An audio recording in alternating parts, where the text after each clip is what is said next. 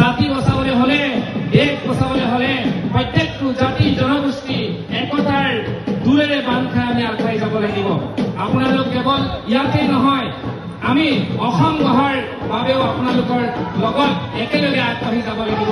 আমাৰ জাতিৰ সক্ৰিয়তা, আমি সকলো জাতি জনগোষ্ঠী মিলি একোজন অসমীয়া হৈছো আৰু অসমীয়া হবৰ বাবে আপোনালোকৰ এই যে সাংস্কৃতিক বান্ধোন, এই যে সাংস্কৃতিক ৰূপৰেখা সদায় যাতে এনেধৰণে উজ্জীৱিত হৈ থাকে তাৰে মই প্ৰাৰ্থনা কৰিছো ভগৱন্তৰ ওচৰত। আজি আপোনালোকৰ অতীত আৰু বৰ্তমানক সংমিশ্ৰণ কৰি অতীতৰ সেই জাতিৰ সক্ৰিয়তা ধৰি ৰাখি তাহানি দিনৰে পৰা যি আপোনালোকৰ পৰম্পৰাভাৱে চলি আহিছে তাৰে আঁত ধৰি আজি যিসকল ইয়াত ৰজা পাৰিষদ বা গোসাঁইসকল আছে সবাৰো শ্ৰীচৰণত মই সেৱা লৈছো। লগতে এই যি গোসাঁই উলিওৱা উৎসৱ তাৰ লগত সংগতি ৰাখি ৰঙালী বিহুৰ যি আপোনালোকে সাংস্কৃতিক অনুষ্ঠান আয়োজন কৰিছে তাৰ সমূহ কৰ্মকৰ্তাক মই আন্তৰিকভাৱে ধন্যবাদ দিছো। সৰহজ সিংহৰ দিনৰে পৰা আপোনালোকৰ এই যি জয়যাত্ৰা, এই জয়যাত্ৰা আপোনালোকে যি অক্ষুণ্ণ ৰাখিছে সেইকাৰণে মই আজি গৌৰৱান্বিত হৈছো। অসমৰ ভিন্ন ঠাইলৈ মই গৈ থাকো, কিন্তু আজি মই যেনেকুৱা ধৰণৰ এটা পৰিৱেশ মোৰ চকুৰ আগত দেখিলো সঁচাকৈ মোৰ গাৰ নোম শিয়ৰি উঠিছে। মই কল্পনা কৰি থকা সেই তাহানিৰ সাধুবোৰ যেন আজি মই মোৰ নিজৰ চকুৰে স্বচক্ষে মই প্ৰমাণ পাইছো। আৰু আমি বিচাৰো যে এটা জাতিৰ যি সক্ৰিয়তা থাকে এই সক্ৰিয়তাক যাতে আপোনালোকে ভৱিষ্যত প্ৰজন্ময়ো এনেধৰণেই যাতে ধৰি ৰাখে। আপোনালোকৰ এই অংগ বস্ত্ৰ, আপোনালোকৰ এই সাজ পোছাক যাতে এনেধৰণেই নীলা আকাশৰ তলত এনেধৰণেই যাতে জিলিকি থাকে তাৰ মই কামনা কৰিছো।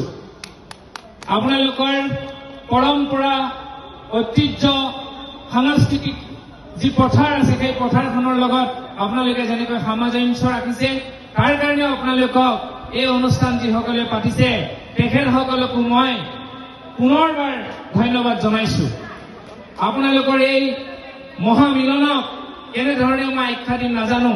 মই ভাবো যে অসমৰ লগতে বিশ্বৰ বুকুলৈ আপোনালোকৰ এই পৰম্পৰা যাই চিনি পায় যে আমি ৰজা দেশৰ একোজন পাহুৱাল যুৱক আৰু একোগৰাকী তৰুণী গাভৰু বুলি যাতে আমাক চিনি পায়। জয় জয় জয়।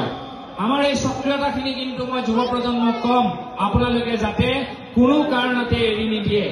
কোনোবাই কিবা কব পাৰে, কিন্তু আপোনালোকৰ এই যে সাজ পোছাকযোৰ দেখাৰ লগে লগেই এটা সাংঘাতিক ধৰণৰ শক্তি পোৱা যায়, যিটো শক্তি, যিটো অদম্য শক্তিৰ অভাৱ ঘটিছে।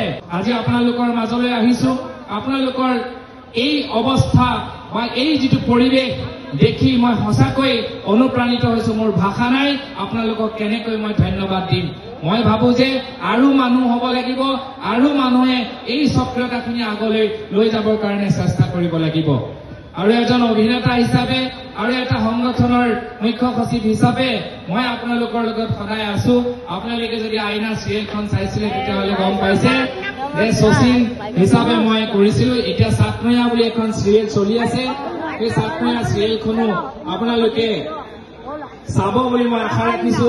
মোৰ হেঁপাহ আপোনালোকৰ মৰমবোৰৰ বাবে মই অসমৰ ভিন্ন ঠাইলৈ যাওঁ, আৰু য'তেই নাযাওঁ কিয়, মই যিমানেই সাংস্কৃতিক নহওঁ কিয় সকলোতে মই এটা কথা কৈ থৈ যাওঁ, মই বিনম্ৰতাৰে এটা অনুৰোধ কৰি থৈ যাওঁ যে আমি যি জনগোষ্ঠীৰে নহওঁ, যি জাতিৰে নহওঁ, কাৰোবাৰ যদি বিপদ পৰিছে আমি সদায় আগুৱাই যাব লাগে।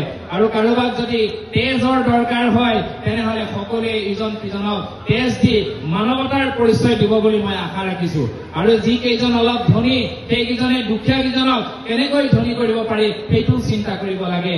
ৰজা মহাৰাজাসকলে যেনেধৰণে নীতিৰ ভিতৰত ৰাখিছিলে, আজি দেখিছে যে সমগ্ৰ অসমতে ড্ৰাগছৰ মদৰ প্ৰাদুৰ্ভাৱ ঘটিছে, কিন্তু আমাৰ যি ট্ৰেডিশ্যনেল যিটো আমাৰ সাংস্কৃতিক যি সোমৰস আছিলে তেতিয়া কিন্তু সেই সোমৰস সেৱন কৰি কোনেও অন্যায় অবিচাৰ কৰা নাছিল।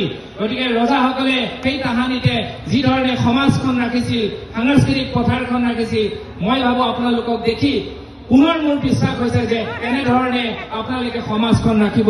ৰজা বুলি ক'লে এটা ভয় থাকে, এটা ভয়ৰ মাজে মাজে আপোনালোক থাকে। কি ভয়? যে বেয়া কাম নকৰাৰ ভয়, সমাজখন বেয়া নোহোৱাৰ ভয়। আজিকালি মই আশা ৰাখিম যে আপোনালোকৰ জেগাত, আপোনালোকৰ অঞ্চলত ৰজা আছে, ৰজাসকলক মানি আপোনালোকে যাতে সদায় আগবাঢ়ি যায় তাৰে কামনা কৰিছো। আৰু বহুত বেছি বিশেষ কথা নকওঁ, খুব বেছি ভাল লাগিল। আৰু মোৰ পত্নীও আহিছিলে, অৱশ্যে তেওঁ ল'ৰাটোৱে খুব আমনি কৰাৰ কাৰণে তেওঁ মোৰ লগত মন কৰি থাকে যে কিবা অনুষ্ঠানলৈ যাবলৈ। মই কৈছো এই বছৰৰ মই লখিমপুৰত 2খন বিহু কৰিলো, তাৰপিছত এইখন মোৰ 3য়খন বিহু। মই কৈছিলো যে তোমাক এনেকুৱা এখন বিহুলৈ লৈ যাম, এনেকুৱা এটা অনুষ্ঠানলৈ লৈ যাম য'ত নেকি আমি জাতিৰ সক্ৰিয়তা, স্বাভিমান এই বস্তুবিলাক দেখা পাম। আৰু আজি আপোনালোকৰ মাজত এইখিনি দেখি মই গৌৰৱান্বিত হৈছো। আৰু আপোনালোকক শেষত মই বিহুৰে আপোনালোকৰ এই অনুষ্ঠানটো সামৰণি মাৰিব বিচাৰিছো। এটা বিহু গাম। আপোনালোকে মোৰ লগত যিসকলে এই অনুষ্ঠানটো পাতিছে, যিসকলে মোক ইয়ালৈ আমন্ত্ৰণ কৰি এই দুআষাৰ কথা কবলৈ সাহস দিলে, মই ভাবো মোৰ জীৱনত এইখিনি বহুত ডাঙৰ অলংকাৰ। আপোনালোকৰ মাজলৈ আহি ইমান ধুনীয়াকৈ আপোনালোকে মোক সন্মান দিলে, সদায় বুকুত আপোনালোকৰ মৰম আৰু সন্মান জীয়াই ৰাখিম।